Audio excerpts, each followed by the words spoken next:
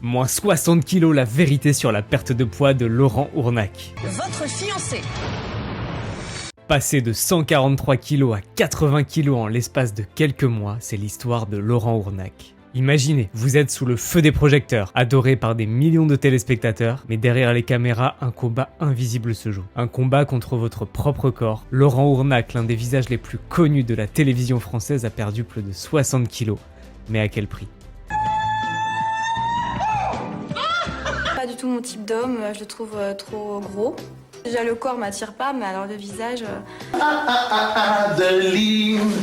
Je cherche à me battre contre la maladie, j'en parle beaucoup. C'est difficile à vivre parce qu'il y a en plus un regard permanent des autres. Vous allez manger au resto, voilà, dès que vous mangez, il y a souvent des regards où on se dit ah bah oui, tu m'étonnes, il va en reprendre hein, lui, et puis il va prendre un dessert. Il a trop maigri, il est maigri. Moi j'aimais bien quand il était bien gros, bien truc. Parce que c'est associé à la... Je leur donne ces kilos-là, qu'ils les prennent. Voilà, quand je suis comme ça, je veux dire, mais qui se fassent plaisir, qui mangent à n'en plus pouvoir et qui prennent 60 kilos, qui vivent avec, qui vivent la souffrance que ça représente. Oui, on parle de renaissance souvent, effectivement, c'est une nouvelle vie qui s'offre à nous, parce que d'un coup on refait des activités dans lesquelles on s'était un peu perdu. Avant de devenir un symbole de transformation, Laurent Ournac était surtout connu comme l'acteur attachant de Mon incroyable fiancé.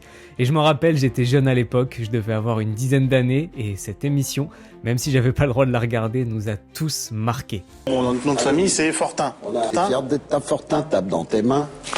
Céline, Si t'es fier d'être un Fortin, tape dans tes mains.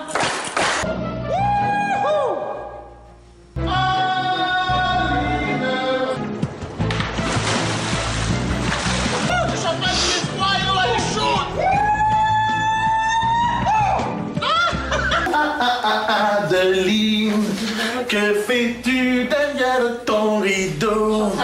Je suis pour toi, Adeline.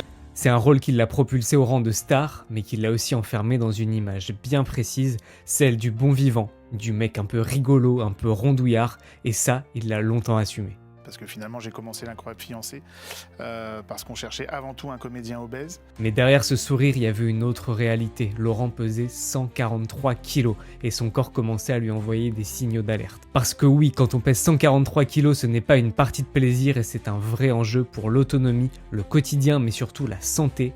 Et plus les années passent, pire c'est.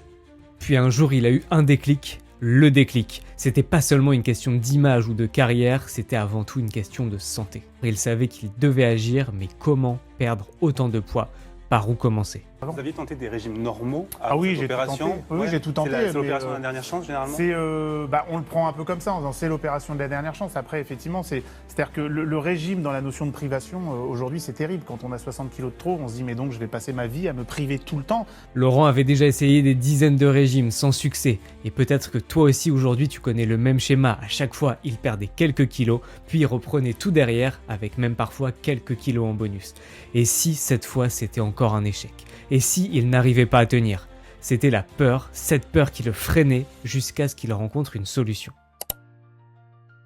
C'est alors qu'il s'est tourné vers un spécialiste de la chirurgie bariatrique. Ce médecin lui a expliqué une solution radicale, la sleeve gastrectomie. Une opération qui réduit l'estomac et qui change totalement la façon de s'alimenter. Mais ce n'est surtout pas une solution miracle. Cette opération, il fallait la mériter. Il a dû se préparer mentalement, physiquement avant de passer sur la table d'opération et surtout, il faut changer tout son mode de vie derrière. Oui, j'ai eu peur parce qu'elle comporte des risques comme toute opération qui nécessite une anesthésie générale où on va vous ouvrir pour aller chercher un organe qui à la base, s'il a été mis dans le corps, c'est qu'il a une vraie utilité. Donc en couper une partie, c'est quand même pas rien et c'est irréversible. Donc effectivement, il y a des doutes, il y a une peur de tout ça. C'est en 2014 que Laurent Ournac prend sa décision. Il va se faire opérer. Son estomac est alors réduit de 80%. C'est le début d'une nouvelle vie, mais aussi d'un combat qui ne fait que de commencer. La transformation commence, oui, mais le plus dur n'est pas derrière lui, il est en plein dedans. L'opération que j'ai faite ne soigne pas de la maladie obésité, donc à partir de là, il faut toujours effectivement être sous contrôle, sauf que effectivement les vieux démons reviennent. Ouais. Oui, il faut faire Vous avez un petit truc? Les premiers mois, les kilos fondent à une vitesse incroyable. En moins d'un an, il perd plus de 55 kilos. Mais cette métamorphose-là, elle a un prix. mais je mange différemment et puis la gourmandise est toujours là. Donc j'essaye d'équilibrer au maximum. Il doit réapprendre à manger, réapprendre à bouger et à vivre avec un nouveau corps. Son entourage est là pour le soutenir, mais certains doutent, d'autres critiquent et certains disent même qu'il a triché avec la chirurgie.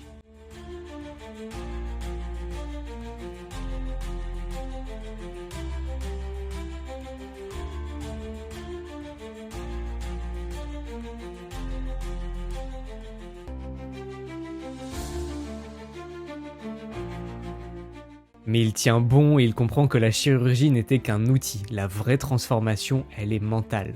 Et c'est vraiment important de vous partager ce que Laurent lui-même dit de la sleeve. On parle vraiment d'une opération irréversible, hein. On ne peut pas remettre l'estomac ne redeviendra pas ce qu'il est, donc effectivement, il faut bien réfléchir, il faut être sûr de soi, et puis il faut surtout se faire accompagner par une équipe médicale. Et si on justement ne veut pas arriver à des extrêmes et de se faire couper l'estomac à 35 ans, il faut justement prendre en charge les jeunes aujourd'hui, les accompagner dans une alimentation saine, équilibrée, regarder, surveiller ce qu'ils mangent au quotidien. Et j'aime beaucoup son discours, merci et bravo à lui, parce qu'en effet, ce n'est pas rien. Une sleeve, c'est quoi? C'est retirer une partie de son estomac, environ 80% de l'estomac. Donc forcément derrière, tu manges moins en étant rassasié plus facilement. Mais le risque, et ce qui arrive souvent, c'est s'il n'y a pas les bons changements d'alimentation derrière, tu reprends tout. Et d'ailleurs, le centre de l'obésité de l'Essonne estime que 40% des patients ayant subi une sleeve gastrectomie reprennent du poids. 40%, presque la moitié. Et ça arrive car on ne traite pas ou pas bien le fond du problème. Et merci à Laurent Ournac de le souligner, et c'est vraiment important de l'entendre. Ce qui conduit bien souvent à devenir obèse, c'est en partie un déséquilibre au niveau de l'alimentation et de l'activité physique, qui se complique avec le temps, avec les années, et qui fait qu'une fois qu'on est obèse, ça devient extrêmement difficile de perdre ses kilos en trop. Donc c'est très important d'éviter d'en arriver là, première chose. Et la deuxième chose, c'est très important de modifier ce qui a fait que l'on en est arrivé là, car même une opération ne suffit pas. Laurent aujourd'hui a gagné son combat contre l'obésité, mais un autre défi l'attend, celui de ne pas rechuter.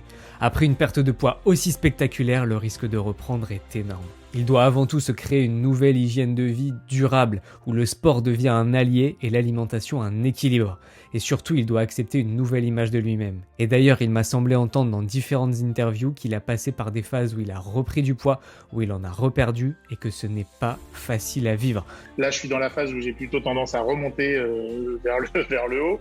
Donc du coup, oui, chaque saison, chaque épisode, je change de chemise, de taille de chemise, de taille de short. Mais bon, c'est le combat de toute une vie. Hein, oui, c'est ce que j'allais... Surtout quand on est confronté au regard des téléspectateurs, des réseaux sociaux et de ses proches. Aujourd'hui, Laurent Ournac a réussi ce que beaucoup croyaient impossible. Il a perdu du poids, beaucoup de poids, mais surtout il a gagné une liberté, une énergie nouvelle et une nouvelle vision de la vie. Mais son message est très clair, il n'y a pas de miracle, que ce soit avec chirurgie ou sans chirurgie. La perte de poids, c'est un combat quotidien qui se gagne avec le mental, la discipline et l'envie de changer avant tout. Alors si toi aussi aujourd'hui tu veux te transformer, retiens bien une chose, aucune solution ne fonctionne sans engagement personnel. Le changement il commence dans la tête, bien avant d'apparaître dans le miroir. Et l'histoire de Laurent Ournac, elle nous rappelle une chose essentielle, perdre du poids, ce n'est pas juste une question de régime ou d'opération, c'est une transformation profonde, physique et mentale. Et le message à retenir de tout ça en un, c'est n'attends pas d'en arriver là. Si aujourd'hui tu as quelques kilos en trop qui s'installent, si tu as même le surpoids qui commence à devenir de plus en plus important, fais ce qu'il faut avant qu'il soit trop tard. Car une fois que tu rentres dans l'obésité, ça devient, comme je le disais, extrêmement difficile. Comme il le dit lui-même, c'est une maladie. Et ça devient très compliqué de sortir du cercle vicieux. Donc mets les choses en place dès maintenant au niveau de tes habitudes de vie, de ton alimentation, de ton activité physique et attention à la sédentarité.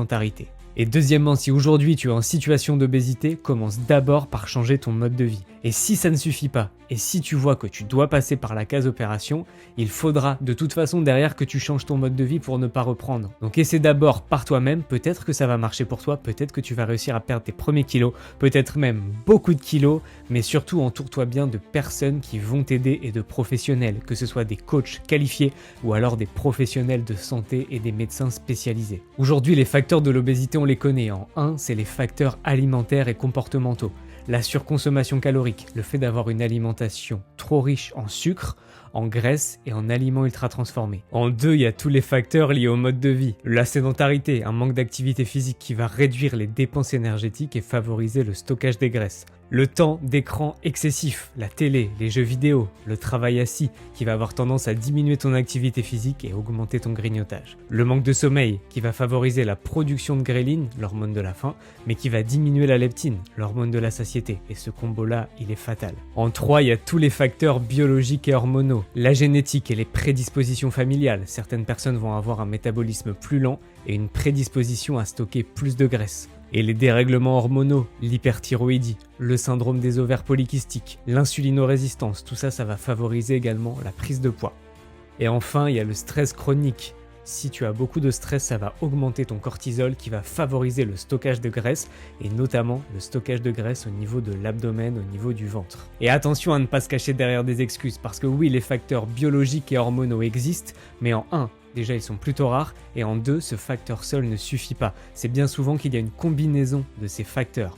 Donc même si tu as des facteurs hormonaux ou biologiques qui ne jouent pas en ta faveur, tu peux toujours avoir un impact sur ton mode de vie, tes habitudes, ton alimentation, ta sédentarité et ton activité physique. Et surtout si tu as des facteurs qui prédisposent, raison de plus pour prendre soin de toutes ces habitudes-là. Peu importe la méthode utilisée, sans un travail sur tes habitudes, ton état d'esprit, les résultats ne dureront pas. Chaque parcours est unique, il n'y a pas de solution miracle, mais il y a une approche qui peut te correspondre. Laurent Houronac a trouvé la sienne et toi, quelle sera la tienne? Si cette histoire t'a inspiré, n'hésite pas à t'abonner pour découvrir d'autres transformations incroyables, des astuces, des conseils concrets pour atteindre tes propres objectifs. Je te dis à mercredi prochain pour la prochaine vidéo.